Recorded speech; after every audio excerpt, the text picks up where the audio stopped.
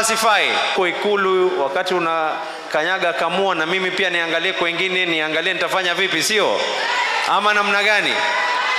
My brother, you're still very young.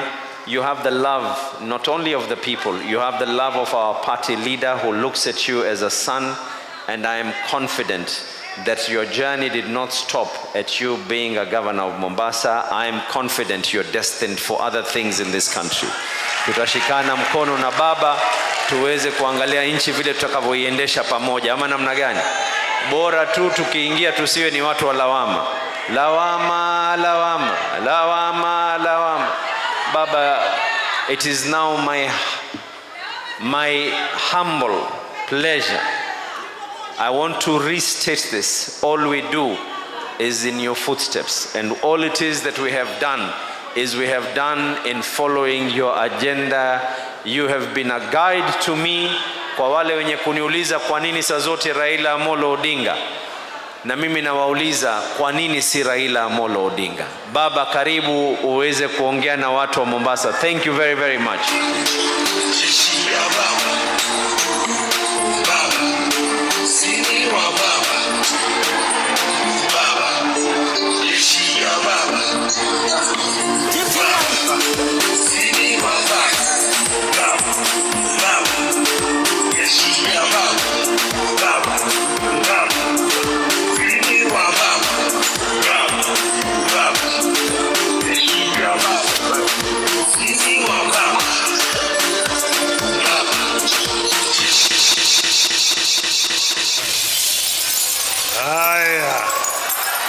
Haya,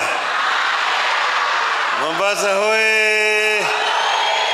Mombasa hoye! Vijana hoye! Wamama hai! Asanteni sana. Leo hii tungekuwa na hafla ingine tofauti. Nilikuwa nimealikwa na gavana nije Mombasa siku ya leo tarehe 13, siku ya Jumanne. Ningekuwa hapa Mombasa na state of the county address. That is what I was invited to come to.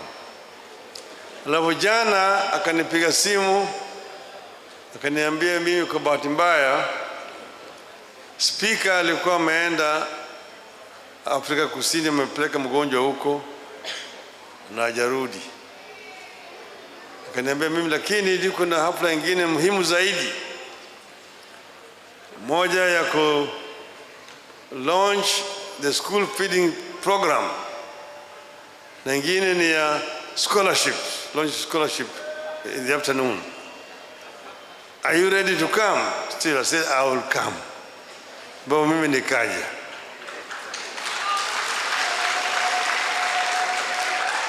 Kwanza nataka kutoa shukrani sana kwa huyo kijana yangu huyo kwa kazi ambayo anafanya. Asubuhi nimeenda nimezindua ile mpango ya kulisha watoto wachanga, ECD, food for education program, ambayo anafanya na nyingine, shirika nyingine ambayo inawasaidia kulisha watoto chakula. Karibu watoto 10,000 wanapata chakula ya mchana katika shule. That is something very, very commendable.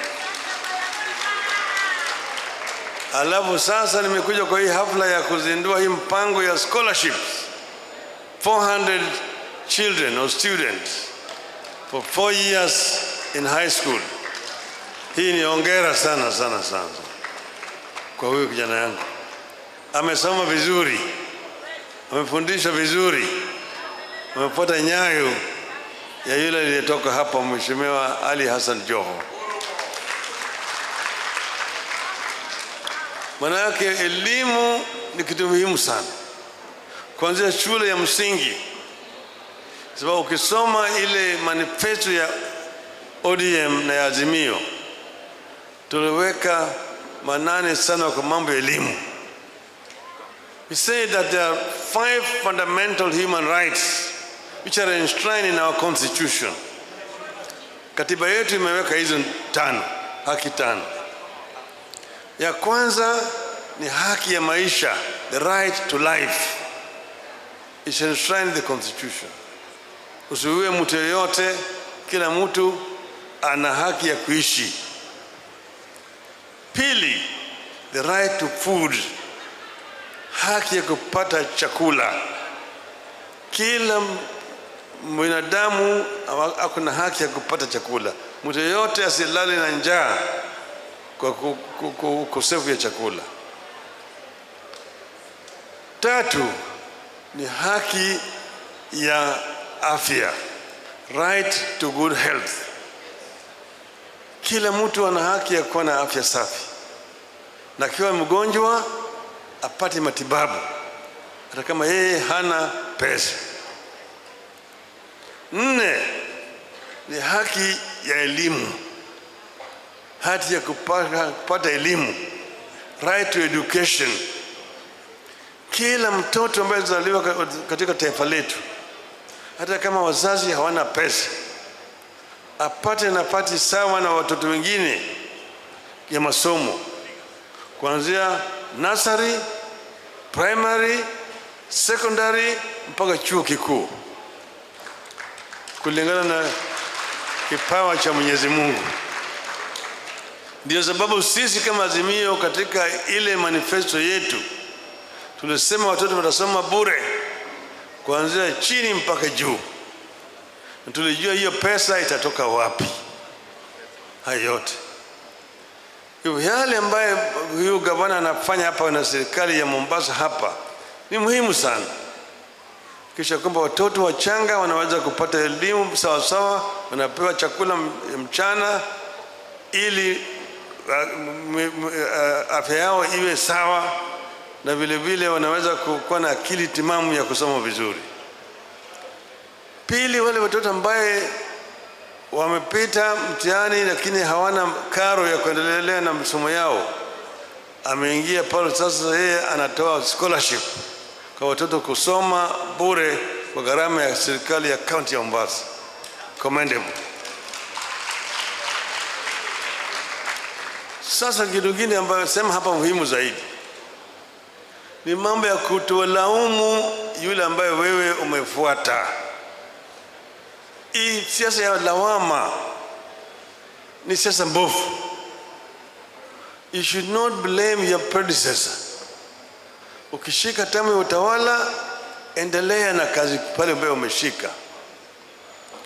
Sisi tulipoingia kwa serikali kwa mara ya kwanza, tulipotoa KANU 2003, tulikuwa na bwana Kibaki. Kibaki alikuwa katika hali mahututi, alikuwa amepata ajali ya gari, ako hali mbaya zaidi. Lakini katika kampeni yetu tulikuwa tumetoa ahadi ati tukishika tamu ya utawala tutaleta masomo ya bure ya primary. Kibaki alisema ilikuwa ni ahadi na tuifanye. Tukatangaza mwezi huu, ilikuwa tuliingia serikali mwezi wa Januari, mashule inafunguliwa, tukasema kuanzia mwezi huu kila mtoto ataingia mstari 1 bure, hakuna karo. Mashule zilijaa, watu waliingia. Hata mwingine alikuwa anaitwa Mzee Marube, alikuwa miaka 84, aliingia darasa ya kwanza. Kulikuwa hata kuna mahali ya watoto kusoma. Sasa wengi walikuwa wanasoma chini ya mti nje. Manake nini, tulikuwa hatuna manyumba. Tukajaribu tukatafuta mbinu ya kuleta chuo pesa. Hatukuzidisha ushuru, manake tulipata kama hazina ilikuwa tupu ile ya Nyayo. Wacha hiyo uhuru iko mbaya zaidi, lakini hatukulaumu Nyayo tena, hatukuongeza ushuru. Tulitumia akili, tukaangalia hii hazina iko namna gani, tukaona hii hazina iko sawa sawa, hakuna kitu baya. Ubaya ni ya kwamba hii nyungu inavuja pale, ambaye pesa inaingia hapa ndani namna hii na inatoka huko chini. Tukaenda tukaziba zile mianya, tukaziba mianya, tukapanua hii kikapu na kama kibao daita widening the net. Baada ya miezi 2-3 nyungu ikaanza kujaa pesa, hatukuzidisha ushuru na tukaanza kupata pesa. Na wale wafadhili kutoka nje walipoona kama sisi wenyewe tunapata pesa yetu na tunachunga vizuri, wakaanza kupatia sisi msaada. Wakasema, we are going to give you grant for the free primary education program.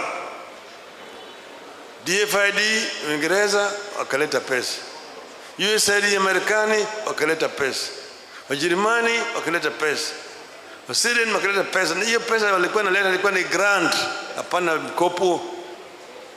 Tukapata pesa ya kutosha ya kujenga manyumba, madarasa ya vijana watu kusoma. Tukamuda hiyo free primary education bila shida yote. Sasa jamaa hawa walipoingia wameanza kulaumu Uhuru. Uhuru alikuwa hapa, Uhuru hakuwa anaendesha serikali peke yake. Alikuwa rais, alikuwa na naibu yake. Naibu yake alikuwa ni nani? Naibu Uhuru alikuwa ni nani? Alikuwa na permanent secretaries. Walikuwa na permanent secretaries. So alikuwa kwa ndani ya hiyo serikali. Sasa wewe unasema ati Uhuru ndio alifanya peke yake. Wewe huko katika hiyo serikali unaanza kulaumu Uhuru. Sasa ni 1.5 tangu Uhuru atoke. Yetu ile baada ya miezi 3 peke yake tulikuwa tayari tumepata pesa ya kutosha. Hii sasa ni miezi 18 bado nalaumu tu Uhuru. Hakuna kile mbona nini? Sasa angalia serikali vile Abdul Samad amesema, hii miundo ya serikali mpya hii, kuna serikali 48, moja ya kitaifa na 47 ya counties. Kama ya kitaifa iko na deni, hata ya counties vile vile ziko na deni. Mbona hao magavana wajalaumu magavana ambao walitoka? Mbona Abdul Samad wajalaumu Joho? Hajalaumu Hassan? Sababu gani? Kule Kilifi yule Mng'aro halaumu nani? Halaumu Kingi. Kule nini, kila mahali Kenya mzima kuna magavana mapya wameingia na wamepata madeni, wanaendelea kuendesha serikali. Kwa jamaa kwa sababu hakuna nchi katika ulimwengu hii, there's no country in the world without debt. Serikali ya Marekani kwa sasa iko na debt ya $33 trillion dollar debt. Serikali ya Marekani. Japani debt yao ukilinganisha na GDP ni karibu 90% ya Kenya haijafika hata 60%. Kafika deni yote ambayo serikali ya Afrika yote kuchukua yote ziko nazo ni kidogo kuliko deni ambayo serikali ya Ubelgiji peke yake iko nayo. Kwa hivyo Africa is not in a debt crisis. Africa is not in a debt crisis. What we are having in Africa is basically mismanagement of the economy of African countries. If we were to manage properly African economies, there is sufficient wealth within this continent to move forward. But what we are having here is complete inefficiency and gluttony. That is the big problem that we must solve in the African continent. You don't have a problem. We are not in a crisis. No country can develop without borrowing. You use somebody's money to do your work. What is important is where do you invest what you have borrowed? Because if you invest properly, then there's a return on investment. And that will actually increase your ability to repay the debt. But if you invest in consumption, then of course you have a problem repaying the debt. This is where we are. This is what needs to be addressed in this country. And we must have a serious conversation about debt management. Sasa hawa watu mlisikia mimi silikuwa tunapiga kelele wakati ile juu ya mambo ya Eurobond. Sasa wao sasa wanalia Eurobond inakuja, shauri yao. So we have a way of dealing with these issues. And what we don't want to tell them, because they are not people that can be advised. They don't want to listen to any kind of advice. Sasa sisi kama Azimio tulikuwa na mpango kamili ya kuendesha uchumi yetu, na hiyo sasa tumeweka kando kidogo. Tunaendelea sasa kumanage pale ambayo tuna manage. But this government is undermining devolution. So now they want to take ECD, early child development. They want to take, it's a devolved function, they want to take it back to the national government. Primary health care is a devolved function, they want to take it back. They are not able to deal with the functions which have not been devolved, but they now come back to try to take functions which have been devolved by denying county government funding. They are not bringing down funds down to enable the county government to manage the devolved functions. Instead, they're trying to claw back and take them back to the national government. This is actually a recipe for disaster. It's a disaster in the making, and it must be resisted in the strongest terms possible. You are unable to deal with functions which are not devolved. You are trying to take back the functions which have been devolved by denying county government funding. Shame on you. Shame on you. We will resist. We will resist. But now finally, let me say this. Sisi tuko katika ODM. ODM yuko ndani ya Azimio. Sasa kwanza, a strong ODM means a strong Azimio. Ndio sababu sisi tunaimarisha chama chetu cha ODM. And ODM is a democratic party. We are recruiting members now. We started in November, December, January, February, up to March. When we reach March, we are going to do elections. Tutafanya uchaguzi mwezi wa March. Tutaanza katika kituo cha chini ile ya polling station. Wanachama watajumika pale na kuchagua viongozi na delegates. Kutoka pale wataenda madelegate katika ward. Watachagua sasa ward officials. Kutoka ward wataenda kwa branch ambayo ni sub county constituency. Mombasa hapa ni 6. Watachagua officials ya branch. Kutoka pale watakuja sasa Mombasa kuchagua officials ya county. Sasa wale wa county na wale wa constituency ndio wataenda kwa National Delegates Convention. Na pale watachagua viongozi wote wa kitaifa. Hata party leader atachaguliwa mpya. Wakichagua baba sawa sawa. Wasipochagua yeye ni sawa. Democracy. Kwa hivyo mtu asiseme ya kwamba baba is an automatic candidate for presidency. Hassan Joho is a deputy party leader of ODM.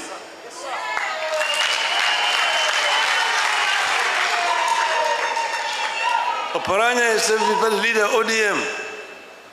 Wako entitled ya kwenda kuwania kiti ya party leader ya ODM.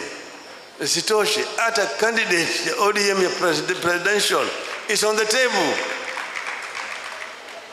Tukikubaliana ati baba aendelee sawa sawa.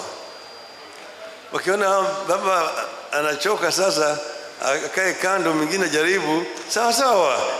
Sio demokrasia? Mama Aida kama anasema baba sasa amechoka, waweze kuendelea mbele sisi. Kwa hivyo sisi tuko sawa sawa, tutafanya pamoja vizuri kabisa. Kama ni Hassan Joho ndiye amekuwa nominated, nitamuunga mkono. Juzi nilimwambia Kalonzo, mimi naweza kuunga wewe mkono. Kama wewe ndio watu wamesema wewe unatosha, mimi nitaunga wewe mkono. Wakisema baba aendelee, si baba ataendelea. Si baba ataendelea. Hiyo ndio demokrasia. Tusiseme ya kwamba this position is reserved for Raila. Hapana. Raila is not indispensable. Mimi naweza kufanya kazi nyingine. Sinaweza kufanya kazi nyingine. Naweza kufanya kazi nyingine tu. Kuna ubaya gani? Hakuna ubaya. Hakuna ubaya bwana. Tunataka kujenga chama ambaye ina nguvu, ambaye watu wake yote wanafurahi, wakitoka wanatoka, manake they convinced this is a winning ticket. Hiyo ndio chama chetu ya ODM. Ndio kama mimi nataka, that's what I want to bequeath to the future generation of our country. A democratic system that is working, strong institutions that are working, not things which are personalized. Raila akitoka namna hii, ODM imekwisha. Hapana.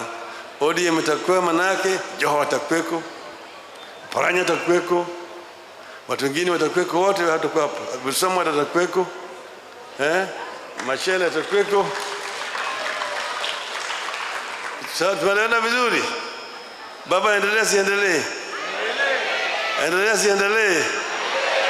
Ndio mnasema baba endelee, ndio ni mkono. Ndio mnasema Joho aendelee. Asante sana, Mungu awabariki.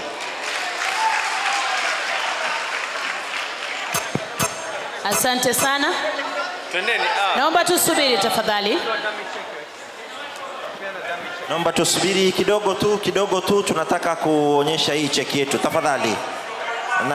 Naomba tusubiri. Wale wazazi watano tafadhali msonge hapa mbele kidogo mara moja. Tafadhali wale benefit. Tafadhali mpande juu mara moja. Hiyo cheki naomba iletwe mbele hapa tafadhali. Ni cheki ya miaka moja ama miaka mbili?